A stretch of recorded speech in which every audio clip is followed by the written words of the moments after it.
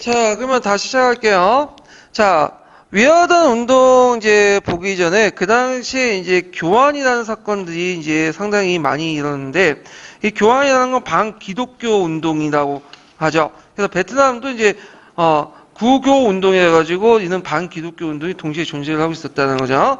자, 그러면 이제 이 교환 운동 중에 제일 이제 큰 교환이 두 가지 있다고 했죠. 천진교환하고 위화단 운동 그 내용도 있는데 천진교환 같은 경우에는 이제 뭐 중요하긴 하지만 시험 나올 가능성은 별로 없기 때문에 그냥 넘어가고요. 교환도 좀 자세히 살펴봤으면 좋겠지만 굳이 뭐 요것도 시험 문제 나올 가능성이 별로 없기 때문에 그냥 넘어갈게요. 다만 이제 그 보충자료로서 제가 이 교환과 관련된 내용을 이제 예전에 심화 교재에 정리를 해놨거든요. 그래갖고 보충자료 첨부를 해놓을 테니까 관심 있는 사람들 보시고요. 요 관련된 내용이 한국이나 중국사와 그다음 강제 중국사에 잘 있으니까 이것도 이제 같이 봐주시는 것도 좋을 것 같아요. 그런데 이제 위화단 운동을 보죠. 위화단 운동은 예전에 그 신축조약과 관련되어 갖고 한번 시험 문제 나왔어요. 그 내용을 보면 이 위화단 운동은 교환 운동의 정점을 이뤘던 그 운동이죠. 그 위화교단은 교당에서 출발해요. 그래서 이 교당은 예전에 한번 얘기를 했는데 해당은 주로 강남에 있는 지역이고 주로 반청적인 운동 집단인데 말해서 이 교당은 이제 종교 조직이고 또 강북에서 활동하고 그 중에 반청 집단도 있는 반면에 친청 집단도 있어요. 그래서 이 위화단은 반청보다는 친청에 가까운 집단이에요. 그럼 위화단 운동이 그 왜 탄생했는가 이걸 봐야 되는데 이거는 그 당시 위화단이 탄생했던 상동반도 그 당시 상동성 상황과 관련돼 갖고 이제 볼 필요가 있어요. 일단은 이 상동성안에서 이제 기독교의 유교 질서를 파괴한 기독교의 유교 질서에 대한 보수파 관련된 신사들의 분노 이런 것들 위화권에 나타나게 되고 그 당시 기독교 세력들이 이제 상동성에 이제 진출하면서 그 당시 그 신사층들의 했던 역할들 뭐 대중교화라든지 이런 사회적 지도 역할을 자기들이 하려고 하니까 이거에 대한 분노가 일어나기 시작한 거죠 신사층들이. 그래서 이 위화권 같은 것들 이제 하면서 그 당시 이 기독교 세력과 대항을 했는데 위화권은 그 교인들이 했던 무술의 한 형태예요. 그래서 있는데 요거는 이제 일종의 봉술이나 뭐 칼 이런 걸 통해서 이제 육체를 단련하는 건데 이걸 이제 위화권을 단련하면 총을 쏴도 대포를 쏴도 총알과 대포알이 튕겨 나온다는 거야. 말도 안 되는 소리죠. 예. 근데 그때 당시 사람들 그걸 믿었어. 자, 하여튼 반기독교 운동 교환에서 출발한 거지만 나중에 반제국주의 운동 발전됐고요. 그 다음에 독일의 상동반도 침략과 그에 따른 철도 개설, 토지 매입, 분목 파괴, 민간 철도 철거 등이 이제 이런 것들을 더 확산시켰죠. 그 다음에 이제 그 철도나 도로 건설 등을 통해 철도 정통적인 운송 노동자의 대규모 실업. 그 운송 노동자들은 대개 이제 운하와 관련된 노동자들 얘기예요. 그 당시 이제 운하가 점점 쇠퇴하고 철도, 도로, 해상 교통도가 발달되면서 거기에 종사했던 그 노동자들이 대거 몰락했고 이런 것들이 자기 몰락 원인을 보니까 이제 그 실업 원인을 보니까 다 서양인들이 만든 철도 도로 때문에 그러거든. 그래서 이거에 대한 붕괴가 있었고 그 결국에는 나중에 위화단 운동하면서 이걸 다 파괴하면서 행동을 하죠. 자, 거기에도 외국 물자들의 대규모 유입으로 해서 이제 농업과 수공에 큰 타격을 주고 자연재해, 뭐 기근 이런 것까지 펼쳤죠. 거기에다가 이제 누가 이제 들어오게 되냐면 원세기가 이제 산동서 숙무로 들어와. 이 원세기는 상당히 문제적 인물인데 중국 9년대에 살아서 이 사람이 예전에 이제 숙무들은 그냥 봐줬어 그냥 눈 감고. 근데 이 사람은 대교 탄압을 하죠. 그러다 보니까 이제 상동성에서 이제 활동 못한 그 위화교도인들이 어디로 가냐면 하북성 쪽으로 올라가요. 지계 쪽으로. 그러면서 올라가면서 이제 부청 멸항이라는 굴을 내걸게 되죠. 이때 부청이라는 건 청나라 받들고 누굴 쳐부시자? 양동을 쳐부시자. 근데 이 부청의 의미가 좁은 의미는 그렇게 해석할 수 있어요. 청나라를 지지한다. 외국 세력을 이제 배격한다. 근데 이 부청의 의미를 좀 넓게 가면 이 청을 대변한 정통적 문화로 해석할 수 있죠. 그래서 청나라를 대변한 정통 문화를 보호하면서 그 정통 문화를 침범하는 기독교 같은 양인들의 문화를 쳐부신다. 이런 의미가 이제 동시에 있는 거예요. 그래서 쫄보니는 부청은 청주의 지지만 청주의 지지, 멸항은 무조건 외국수의 배척 의미하나 확대하면 부청은 청주를 넘어서 중국을 보위한다는, 중국 문화를 보위한다는 그런 의미로 이제 해석할 수 있다. 자, 이게 동계에 있는 내용이고요.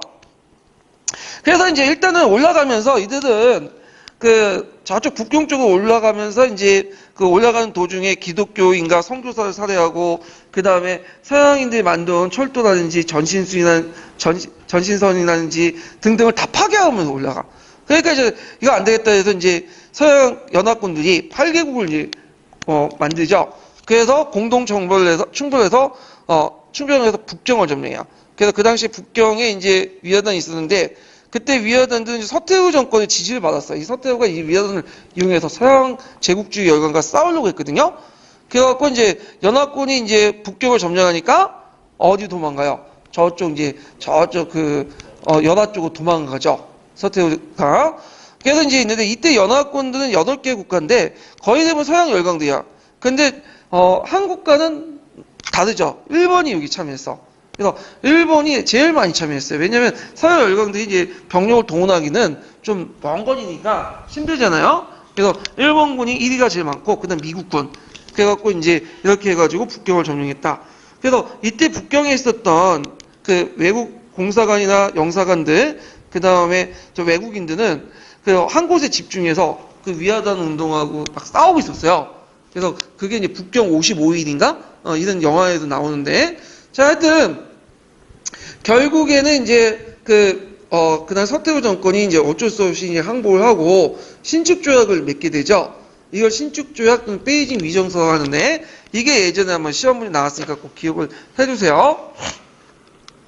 이 신축조약은 이제 크게 중국의 영토와 주권을 보장하는 과정에서 서태후의 청조 지배를 인정하는 원칙을 세우고 체결했어요. 원래는 이제 서양 열강들이 이 중국을 나눠 가지려고 했어요. 근데 그 당시 위화단 운동을 하면 진압하면서 민중들이 너무 이제 뭐냐면 저항이 거세한 거야. 거센 거죠. 그러다 보니까 이제 직접 지배는 오히려 통치비용을 많이 들겠다. 거기다 미국이 반대했죠. 미국이 뭘 내세웠죠? 문호개방 정책. 그러니까 영토 보존하자. 결국에는 이런 대내적인 어떤 요인 때문에 이런 이제 청주 지배를 인정하는 과정에서 뭐냐면 체결된 거죠. 자, 일단은 위화단 책임의 처벌 내용이 있고, 대고포대, 근데 이거 뭐냐면, 그 청진에 들어가는 입구에, 청진 항에 포대가 있어요. 그래서 예전에 한번 제2차 그 아편전쟁 때 깨진 적이 있어요. 이 대고포대 때문에. 그래갖고, 이 대고포대를 해체하고, 그 다음에 청진의 대고포대를 해체하고, 북경에 공사관 구역을 설치하자.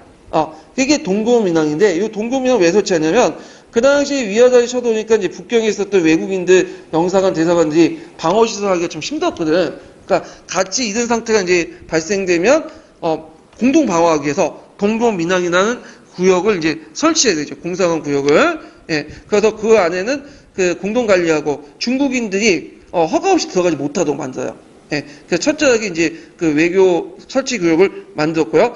이 지역이 지금 이제 중남해라고 해갖고, 지금 뭐 중국의 권력자들 있죠. 상무위원이나 이런 사람들이 거주한 특별구역이에요. 예, 그래서 이게 있고, 그 다음에 외국군들을 주둔 인정하죠. 북경과 산해 간의 철도 연변에 주둔하는데, 왜냐하면 그 위화단 애들이 이제 올라가면서 철도나 전신수를 다 파괴하고 들어갔잖아. 외국이 개선된 외국 자산들을, 그러니까 자기의 철도를 보호한다는 명목으로 북경과 상해 간의 철도 연변에 쭉 배치시켰어, 외국군을. 그리고 간세와 연세를 담당으로 막대한 배상금을 지불하게 했고, 그다음 총리기무함을 폐지하고 대신에 외무부를 설치하죠. 전문 외교를 담당하는. 그래서 육부 위에 설치하게 했다. 그 외에도 그 당시 이제 위화단 운동을 이제 할 때 활동들을 묵인했던 관리들 처벌하고요. 그 다음에 뭐 중국인들 배회적인 단체를 조직하는 거나 가입을 불가능하게 하고, 이런 것들은 이제 같이 들어가 있어요. 자, 근데 이제 위화단 운동이 일어날 때, 초창기 때 서태후 정권들은 위화단 운동에 대해서 되게 지지를 했어요. 그래서 이제 강남의 여러 이제 총독들이나 승무들에게, 너네들 외국과 이제 항쟁해라. 이렇게 지시를 했는데, 문제는 그 강남에 있는 한인 그 순무와 총독들이 그 서태후 중앙정부의 말을 안 들었다는 거야.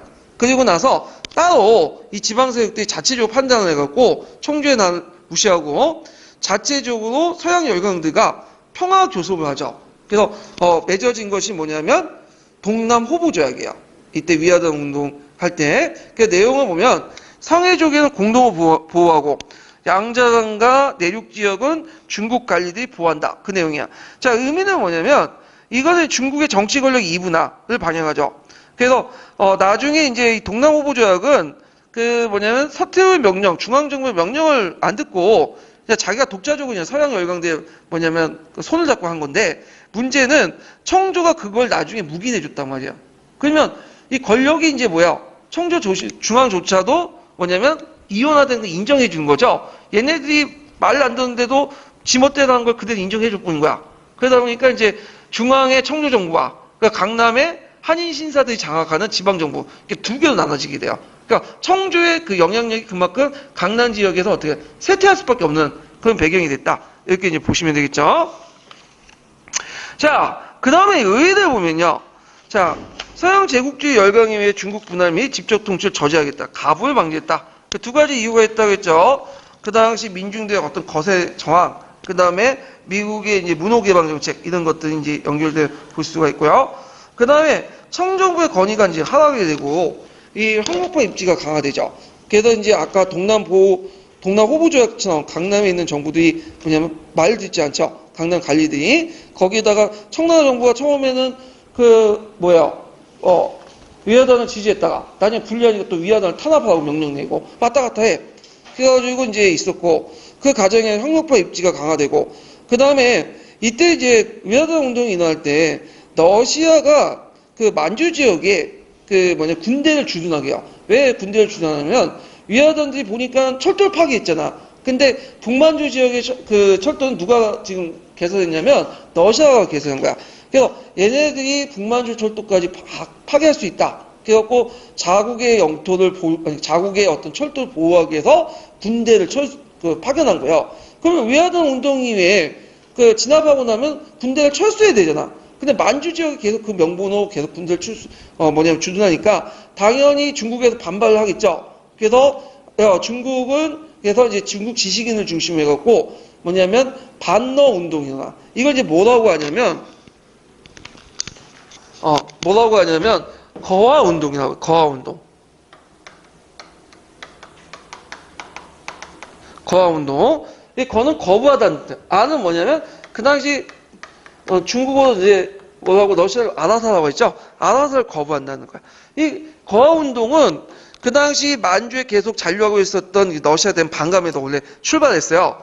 그리고 주로 이 거화 운동을 이끌었던 지식인들은 어떤 사람들이냐면 일본 유학생들이었어. 일본 유학생, 일본 동경에서 해서 이 사람들이 이제 러시아를 이제 쳐부신다고 자체적으로 군대도 만들고 그러면 했는데 문제는 그 청나라가 이 거화 운동을 안 좋게 본 거야. 그래갖고 이제 일본의 압력을 넣어서 이 거화 운동을 추진했던 학생들 잡아내라. 그리고 그 당시 이렇게 잡아내고 명령을 내리고 막 하니까 이제 일본 그 학생들이 이제 뭐냐면 어떤 생각을 갖게 되냐면 이게 러시아 같은 제국주의 국가의 문제가 아니다. 이건 러시아 제국주의 국가 왜 우리나라를 공격하냐? 중국을 왜 우습게 보고 하냐? 뭐가 문제다? 청나라가 문제. 청나라를 타파하자는 논의가 나나. 반청 운동을 벌치. 그러니까 처음에는 러시아를 타도하자는 운동에서 출발했지만 거화운동이 이것이 반청 운동을 펼치면서 혁명파를 더 확대시키는 배경이 돼요. 그래서 이런 것들은 이제 나중에 좀 더 설명할게요. 그래서 혁명파의 입지를 강화시켜 나갔다. 이렇게 이제 보면 되고요. 그 다음에 이제, 이렇게 있고, 보수파의 실각, 그리고 이제 양모 관료들이 이제 세력이 다시 만회되죠. 장지동 같은 양모 관료들 세력이 만회되고, 그 과정에서 이제 뒤에 강서신정이 시작되게 된 거야. 그래서 그런 것들 좀 기억을 해 주시면 돼요. 자, 그러면 관련된 기출문제를 이제 풀어볼게요. 311페이지, 이 기출문제 풀어보기 전에, 그게 이제 강서신정과 연결돼 있으니까 일단 강서신정 보고 보죠. 이 강서신정은 최근에 부각이 된 문제예요. 그래서 이제 한 두 번 정도 나온 것 같은데 일단은 이제 이 강서신정의 특징은 체제 내의 개혁이죠.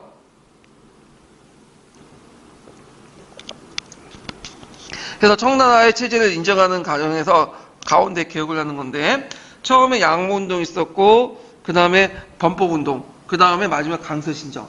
이렇게 이제 3단계에 거쳐가지고, 추진했던 운동이죠.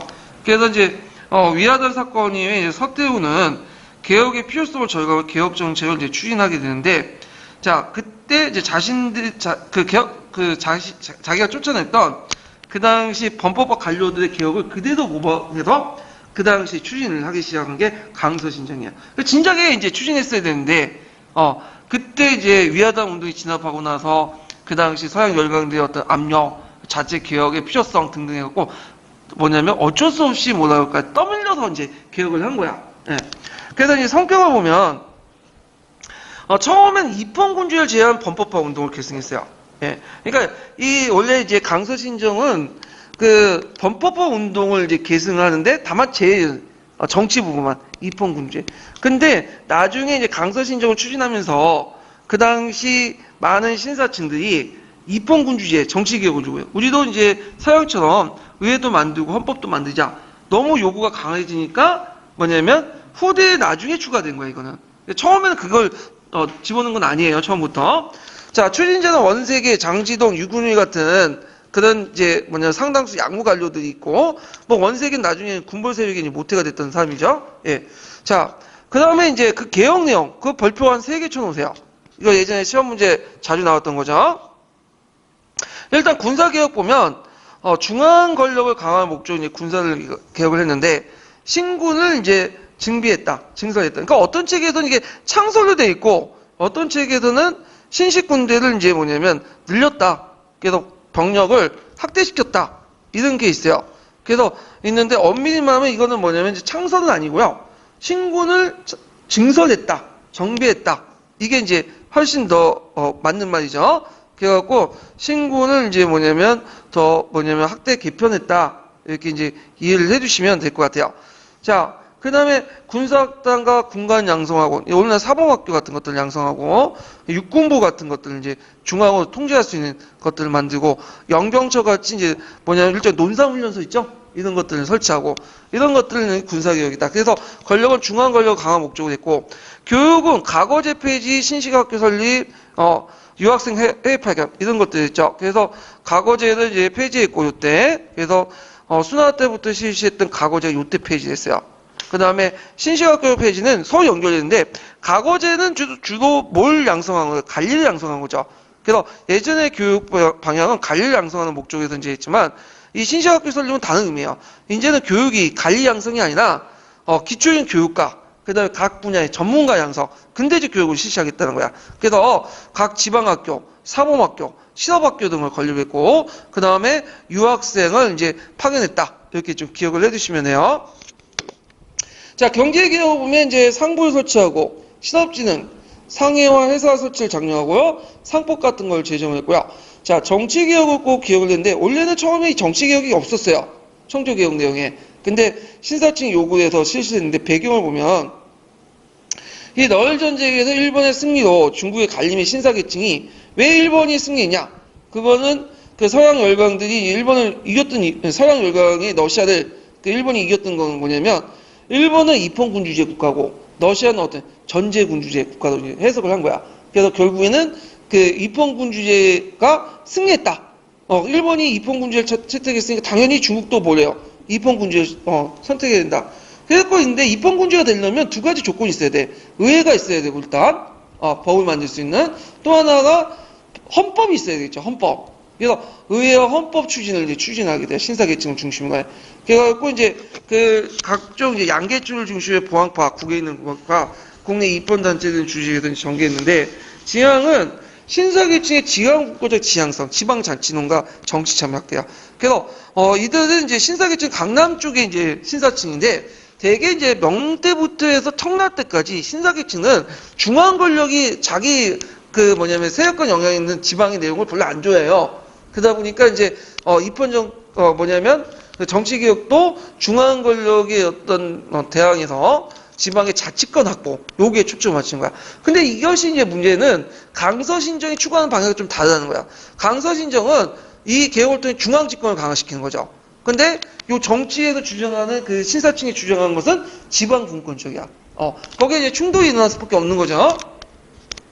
자, 일단은 이들의 요구를 일부 받아들여갖고 이제 청나라는 자문기관인 자의국을 설치해요. 자정원을 설치하고, 그래서 자의국은 지방에 설치한 거고, 자정원은 이제 중앙에 설치하는데, 이거는 국회 예비 단계예요. 그러니까 완전한 국회는 아니지만 국회를 만들기 예비 단계 이제 집회 모임이죠. 그래서 이걸 만들고 이제 하는데 실제 입법권은 별로 없고 이제 뭐랄까 자문기관 정도 역할 이렇게 이제 했다고 보시면 돼요. 그렇지만 자의국과 자정원 실제로 입법권은 없지만 실제 국회는 아니지만 욕을 중심으로 해서 이제 입헌법 신사들 결집될 수 있는 구심점 역할을 했다. 그래서 이걸 통해서 지방자치노는 입장에서 정치참여 보장을 요구하게 되고요. 그 다음에 이제 청나라도 이제 헌법이 필요하다는 걸 이들도 느낀 거야. 그러면 이제 마찬가지로 이제 일본을 모델로 해갖고 일본 보니까 헌법을 만들기 전에 한번 헌법을 만들기 전에 여러 가지 시찰을 했잖아. 이토 시도부미가. 그래서 그 당시에 이제 대신들이 그래서 일본이나 유럽에 가서 헌정 조사를 하고 곳곳 돌아다녔어. 독일, 일본, 유럽으로 돌아다니면서 쫙 보니까 그래도 괜찮은 게 뭐냐면 독일 헌법이야. 프로이센 헌법. 네, 독일 헌법 중앙집권적이고 뭐죠? 군주권을 강화시키는 그 내용 있잖아요. 그래갖고 독일 헌법 모델로 해갖고 예전에 기출문제 나온 게 뭐냐면 흥정헌법 대강을 반포했어요. 요때 흥정헌법 대강이라는 건 대강은 정신헌법이 아니에요. 앞으로 헌법을 만드는데 헌법은 이런 식으로 만들겠다고 한 예비 설명서 정도? 요 정도야. 그래서 이제 여기에 내용을 보면 중앙집권적 항제권을 강화시킨 걸 명시해 놓죠. 근데 이거는 흥정헌법이라는 것은 대강은 내용은 지방자치를 주장한 신사층 요구가 배치되는 거죠. 예. 그래서 이제 이렇게 하고 그 후로 이제 계속 정신헌법을 만들자는 청원도 계속 일어나요. 그래갖고 이제 청조도 이제 조금씩 들어주기 시작하죠. 그래갖고 이제 9년 동안 준비 기간을 이제 거쳐가지고 지방자치 재정적 각종 법을 제정하고 재판소 설립을 하겠다. 이렇게 이제 약속을 해요. 그래서 이제 했지만 청주의 약속을 이렇게 막 했지만 이제 지방신사층은 이거 너무 길다. 9년이 뭐냐. 빨리 입헌기관 설치하고 빨리 하자. 국회 청원운동도 펼치고 결국에 청조가 이제 9년에서 6년으로 단축해. 그럼 6년 뒤에 해주겠다. 그 후에는 이제 더 이상 청원운동 하지 마라. 그리고 나서 그때 딱 누가 죽었냐면 강서재가 딱 죽은 거야. 그리고 나서 이제 강서재 죽고 나서 어린 황제가 즉위하죠. 어린 황제가 이게 이제 그 중국의 마지막 황제였던 성통제인데 어린 황제가 뭘 정치하겠어? 그러니까 이제 무슨 내각이 형성되면 친기 내각이 친기라는 건 뭐냐면 황제를 중심으로 해서 5대 안에 친한 친족들이 구성된 내각이야. 그러니까 그 내각들 보면 한족들은 거의 없어. 되게 만주족이 거의 태반이고 그 다음에 가끔씩 몽골 귀족인들 요런 게 추가된 것. 그러다 보니까 이제 신사계층 한인 신사계층 실망하게 된 거야. 이건 이제 더 이상 청주에 기댈 게 없겠다. 결국에는 이제 나중에 얘기했지만 철도 국유화 정책 등을 추진하면서 이걸 계기로 해서 폭발돼 나가고 이것이 신해혁명 배경이 되죠. 그래서 신사층이 초창기 때부터 청나라를 뒤엎고 새로운 나라를 만들겠다는 건 아니었어요. 근데 예전부터 신사계층이 청나라를 지지했던 계층들이잖아요. 근데 이 신사계층의 요구를 적극적으로 수용했으면 청나라가 살아남았을 텐데 무시해버렸죠, 그냥. 거기다 또 청나라의 신사계층들 이익관계를 침범하고 하니까 결국엔 신사계층이 등을 돌리면서 이제 신혁명이 일어나고 청나라가 망하게 되는 거예요. 예. 자, 이런 이제 과정을 이제 겪게 됐다는 걸 좀 기억을 해두고, 자, 한계를 보면, 자, 세계적으로 되게 늦었고, 확고한 의도도 없었다는 거. 진작에 했어야 되는데, 그 다음에, 아까 이제 보수적 만주귀족 또는 일본 한인귀족의 지배를 신귀족 내각들, 그래서 친기 내각들이 등장했다, 그랬죠? 그 다음에 중심적인 개혁 추진 세력이 영도적으로 부족했고, 그 다음에 그 반세 투쟁 전개 등으로 연계된 농민의 반입헌적 소유가 있었다. 이건 무슨 말이냐면 강서 신정을 하는 과정에서 막 여러 개혁 작업을 하잖아요. 학교도 만들고 군대도 준비하고 행정구역도 개편하고. 근데 그 과정에서 뭐가 들어가요? 다 돈이 들어가죠. 그러면 돈을 어디에 뜯어내? 농민들이 뜯어내는 거지. 그러다 보니까 농민들이 이제 이거는 뭐냐면 반세 투쟁도 했고 거기 농민들 입장할 때는 신사정은 입헌 제도를 만든다고 하지만 농민들이 전혀 좋은 거 없거든. 일대간이만 좋은 거지. 자, 그래서 개혁지향적 개방적 분위기에서 혁명론을 또 수용되는. 그래서 이제 혁명론이 오히려 더 확산돼서 그 뭐냐면 청조를 무너뜨리는 그런 요소가 됐다. 그래서 강서신정에서 배출된 지식인들 있죠? 이들이 또 뭐냐면 서양의 어떤 그 여러 가지 사상들을 받아들여서 그 뭐냐면 학력파를 확대시키는 배경이 된 거예요. 의도하지 않았지만 그렇게 된 거예요. 자, 결과는 새로운 지식인 계층이 탄생돼요. 근대적 시민 계층이 형성됐고, 비록 한계도 있었지만 교육제도를 통해서 신시학교를 설립하고 유학생 해외 파견을 통해서 새로운 지식인들이 탄생됐고, 이들을 중심으로 해서 이제 신해혁명이 이제 할 수 있었던 배경이 되고, 그 다음 여성 교육이 확대되죠. 신 여성들이 등장하고, 서구 문물이 전파되고, 그 다음에 이런 그 아까 자정원이나 자의고를 중심으로 해서, 그 다음에 헌법이나 의회 요구를 등록해가지고 신사층이 결집이 돼. 그래서 국가 권력 통제에 탈피하기 시작하고, 그 다음에 아까 말했던 재정 부담이 크고 세금을 많이 부담하니까 결국에는 폭동이 나고, 게다가 이제 청조 멸망 및 신해혁명의 배경이 되죠. 그 다음에 아까 신군을 정비하는 과정에서 원세 같은 군벌들이 이제 권한이 확대되는 등장 배경이 됐다. 의의를 보면 청조의 입헌 정치는 근대 중국의 개혁의 논의의 기결점이었고, 집권 당국에서 실제로 옮겨진 유일한 사례였지만 입헌 추진 도중에 혁명이나 개혁운동이 실패했다. 집권 당국은 이제 중앙 권력을 얘기해요. 그래서 예전 양무운동은 중앙 권력에서 한 게 아니에요. 어디에 됐죠? 집안 관리들이 한 거잖아. 개인적으로. 예. 그 다음 범법자강운동도 하려다가 망했죠. 이것도 개혁을 하려다가. 근데 이거는 중앙 권력에서 이제 뭐냐면 마음 먹고 이제 하려고 했다가 그 추진하는 과정에서 뭐냐면 신해혁명이 일어나서 결국에 청조 망하고 실패하고 말았다. 이렇게 이제 기억을 해두시면 돼요. 자, 그러면 관련된 이제 기출문제를 좀 풀어볼게요. 310페이지 펴보세요.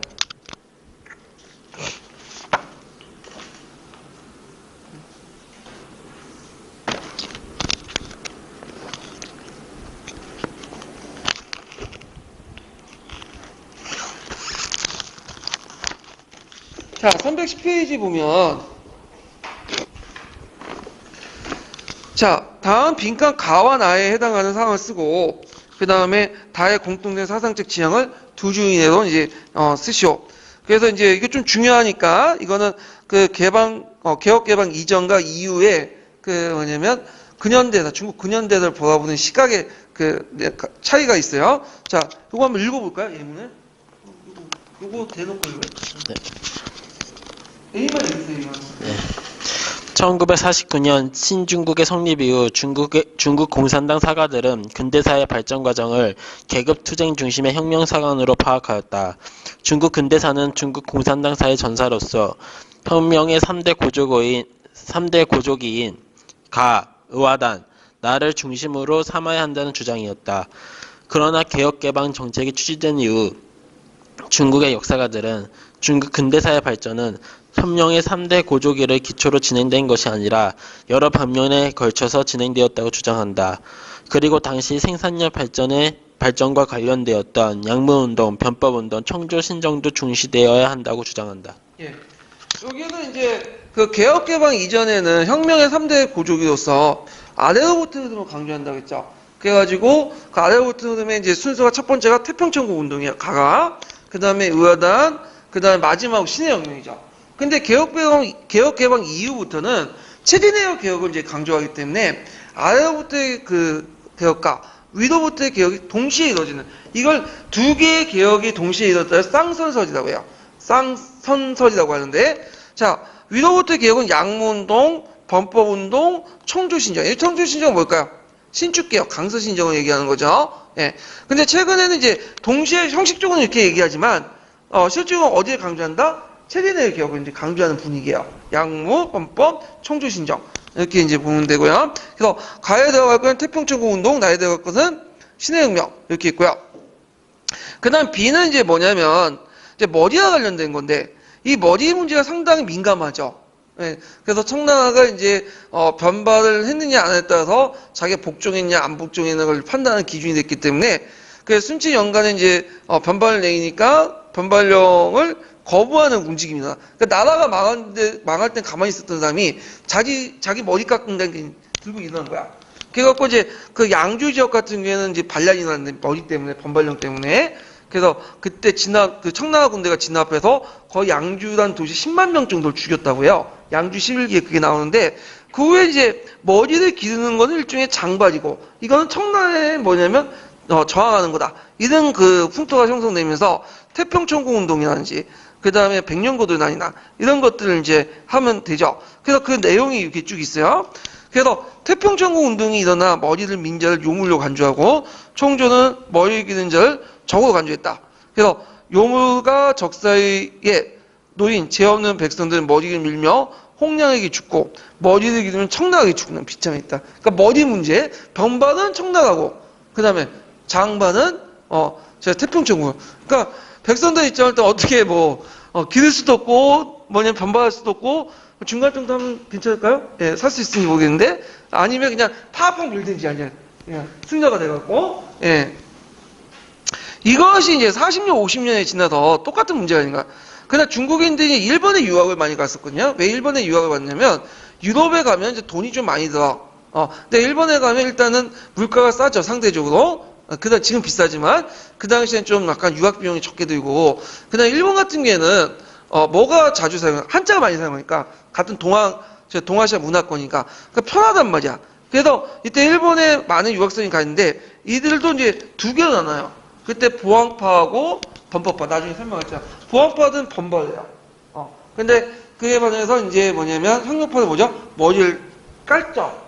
짝죠. 아니, 머리를 기르죠. 그래서 이때 이제 이걸 가지고 머리를 범반하느냐 장반하냐 가지고 또 뭐냐면 그 처벌하는 청조가 이제 일본 정부에 압박을 해서 두발 재난이 이렇게 다시 발생을 했다. 그래서 이때 이제 나는 신해혁명 때 중요한 역할을 했다. 그러니까 이제 요거 머리 문제가 상당히 중요했다. 이렇게 좀 보시면 될 것 같아요. 그래서 이 유학생들이 그러니까 이제 이때 유학생은 상명파죠. 머리를 길게 한 뭐냐면 반청적 지식인들이 혁명파에 중요한 역할을 했다. 이렇게 보시면 돼요. 근데 이거는 남자들만 문제고 여자들은 상관없어요. 예. 꼭 보면 머리 문제하면 꼭 여자들이 아니라 남자들이 문제더라고. 그래서 지금 고등학교 여자애들은 그냥 머리 길러도 터치를 안 하는데, 만약 남자애들이 머리 기르면 이제 뭐라고 하는 거지, 이제. 아니, 빡빡 깎으면 이제 이 새끼 이제 뭐냐면 개긴다고 생각하고, 그래가지고 이제 좀 문제가 생기는데, 자, 그래서 이제 이렇게, 보고, 그럼 다의 사상적 지향, 양무운동, 범법운동, 청조신중의 사상적 지향은 뭘까요? 이거는 중화제국 질서를 인정하는 것의 정통의 재해석을 통해 서양의 문물과 제도를 수용해서 중국 근대화시켜. 오늘날 딱 맞죠? 사회주의 질서를 유지하는 것에 사회주의를 재해석해갖고 서양의 어떤 자본이나 기술을 수용해서 중국을 발전시키는 거. 그러니까 중국의 공산당의 어떤 방향과 딱 일치되는 거야. 그러다 보니까 이게 강조될 수밖에 없는 거야. 이게. 자, 그래서 이제 이런 것들 이제 있고, 9번 문제 볼게요. 9번 문제. 자, 다음은 청주의 신전가 그 추진 과정을 설명한 것이다. 가와 다에 해당하는 사례를 쓰시오. 그래서 위화등 운동에 이제 열강의 베이징을 점령하자 시안으로 돌피한 서태원, 시안이 아니라 연화가 아니라 시안이네요. 예, 서로 도망갔네. 범법 사용을 발표하고, 이 범법 사용료 자체가 이제 밑에 그 관련돼 갖고 나와 관련돼서 이어져 있죠. 예. 그래서 중앙정부 차원에서 전반적으로 서구와 근대화를 추진했는데, 이를 신축신정 또는 강서신정이라고. 자, 당면한 위기 탈출에 극성이었던 청주는 우선 군사개혁을 적극적으로 추진하고, 근대적 군사를 확보하고요. 그 다음에 교육개혁과 산업진흥정책도 동시에 했죠. 그래서 군사개혁과, 그 다음에 군사개혁과 교육개혁, 산업진흥정책을 쓰면, 일단 군사개혁에서 신군을 창설하고, 군사학단과 군관을 양성하고요. 그 다음에 과거제를 폐지하고 지방학교를 설립하고, 유학생 해외 파견, 사범학교, 실업학교를 건립하고, 그 다음 다는 상부 설치, 실업진흥, 상하 회사의 설치, 장려, 상법제역, 이렇게 쓰시면 돼요. 요 내용이 국번 10번에 이제 관련된 내용이 있어요. 자, 10번은 뭐와 관련된 위화돈 해군하고 강서신정을 묶어가지고 이제 한 거죠. 자, 가의 조약의 명칭을 써보고, 이 조약이 체결된 계기가 된 사건을 쓰시오. 그리고 나조서를 따라서 가역 방향을 기획과 이행에 굳힌 내용을 각각 한 가지 쓰시오. 이렇게 있는데, 가는 이제 신축조약, 베이징 위정서. 그 베이징 위정서가 맺어진 계기가 된 사건이 뭐죠? 위화단 사건. 이렇게 쓰시면 되고, 그 다음에 여기 인재 양성과 관련된 것은 교육제도 관련된 거죠. 그래서 과거제가 폐지되고 학부가 설치되고 신식학교 설립 등등을 쓰고 유학생을 파견하고 관학사 뭐 교육회 설립하고 등등. 그다음 무비들 제도를 갖추는 방안은 뭘까요? 이거는 군사개혁이죠. 그래서 군사개혁과 관련된 것 무과 폐지 그다음에 36진의 신군창설인데 이때 신군창설이라고 한 책도 있고 신군을 증설했다는 건데 신군 증설이 맞아요. 그래서 신군을 증설했고 신군 자체는 어디에서 만들어진 거죠? 범법자강운동. 그래서 신군 육군이라는 것도 신군이에요. 다른 게 아니라 똑같은 말이야. 자, 그다음 군사학당과 군관약성, 중앙영병처. 그러니까 중앙영병처는 이제 오늘날 말하면 뭐냐면 이런 거예요. 그러니까 오늘날 논상훈련소 정도? 그러니까 예전에는 각 지방에 이제 뭐냐면 군대에서 훈련소를 만들어가지고 훈련시켰어. 그러니까 포준화된 훈련을 못 시키는 거지. 포준화된 훈련. 그리고 그 국가가 원하는 어떤 자기 뭐냐면 중앙 집권적인 군대를 양성하지 못해. 훈련 때부터 이미 이제 거의 그 밑에 있는 지방 장관들부터 훈련을 받으면 사병화 되잖아요. 그러니까 이런 것들을 이제 연결시켜서 보시면 되고, 그 다음에 이제 뭐 폭탄이라든지, 그 다음에 뭐 소총, 대포 이런 것들 만드는 병공장 같은 거 건립하고 육군부 총괄할 수 있는 부서가 필요하죠. 이런 것들을 설치했다. 그래갖고 이제 한번 이제 풀어봤고, 자 그다음에 이제 관련된 이제 총괄평가 문제를 이제 풀어볼게요. 자, 몇 번을 이제 보시냐면 340페이지 펴보세요. 340페이지 2번 문제 볼게요. 2번.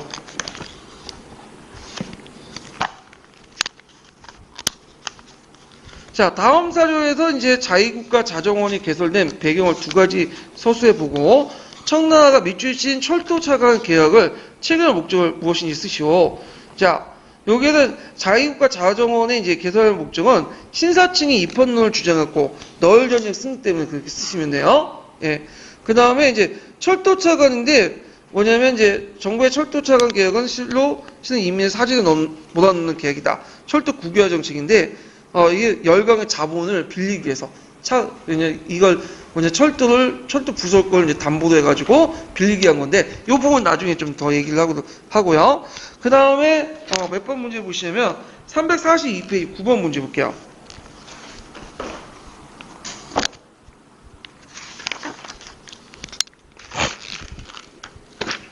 자, 9번 문제 보면 가와 같은 측량을 내린 배경을 말해보고 그 다음에 기획의 영향을 서술해 보시오. 그리고 이 과정에서 공포된 나의 1차 사료 명칭을 써보고 그 다음에 나를 제정한 정책 의도를 말해보시오. 이렇게 했는데 자 여기 가는 이제 강서신정 상유와 관련된 내용이죠.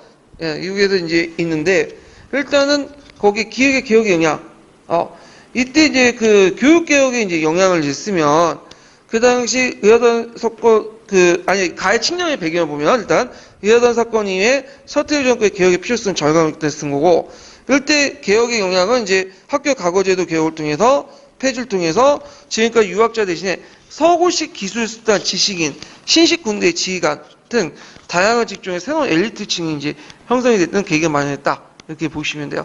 그래서 예전에 유학 지식인이라는 것은 사서오경 달다 외우고 과거 팔공을 잘 쓰고 그런 것들이 지식인이었어요. 근데 이제 이때 지식인은 뭐냐면 그런 것뿐만 아니라 그런 것도 이제 포함해서 그때 지식인들은 이제 신식 학문도 익히고 영어를 잘하고 그런 것들을 이제 하죠. 그 당시 그게 되게 충격적이었죠. 그러니까 손모는 구식 지식인이 아니라 뭐 신식 지식인이야. 예. 그래서 지금도 많이 바꿨죠. 지금은 예전에 뭐 글 잘 쓰고 뭐 그런 사람들이 우대 받았잖아. 근데 지금은 텍스트보다는 이미지를 어떻게 잘하냐, 동영상을 잘하고 그걸 잘 하는 사람들이 돈 벌고 오히려 이제 엘리트로서 이제 각광받잖아. 그러니까 시대마다 요구하는 지식인상이 좀 다르긴 해요.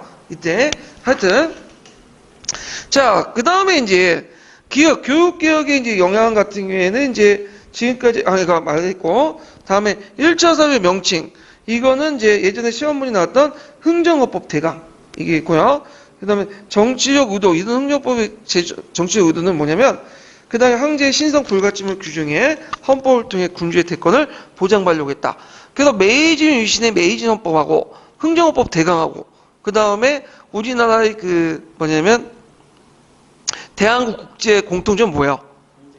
황제권 강화, 중앙집권 강화. 그건 무슨 것을 모델로 만들었죠? 그 당시 프로이센헌법, 독일헌법 바탕으로 만들었다. 이런 것들 이제 같이 기억을 해두시면 돼요. 예.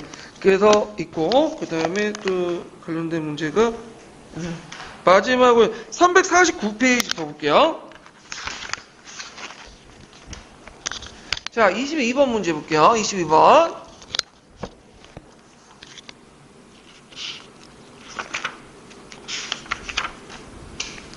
자, 다음 자료 A에 기획과 니은과 관련된 개혁 내용을 각각 두 가지 쓰시고, 그리고 자료 B는 1자서의 명칭을 써보고, 그 다음에 자료 B에 공포한 정치의 의도를 한 줄이내 쓰시오. 이거 비슷한데, 제가 만들다 보면, 이게 예전에 만든 문제인데, 보고 뺏긴 건 아닌데, 의외로 이게 뭐냐면, 하다 보면 똑같은 걸 또 만들어보자. 문제만, 그러니까, 발음만 좀 달리해가지고, 내용만 좀 달리한 채. 학교 교육과 뭐 가구 교육을 뭐 각각 개혁 내용 쓰시면 되고, 그다음 자료 B도 아까쯤에 그 내용이 있죠. 그래서 그거 쓰시면 될 것 같아요. 그래서 이제 이렇게 해서 그 자료 B 내용 쓰시면 되고, 자, 그래서 이제 이렇게 해서 한번 강서 신정과 관련된 내용들 이제 전반적으로 살펴봤고요. 다음 시간에는 이제 격동의 시대에 넘어서 이제 혁명파 관련된 동맹의 신해혁명 이 부분을 할게요. 자, 오늘 수고하셨습니다.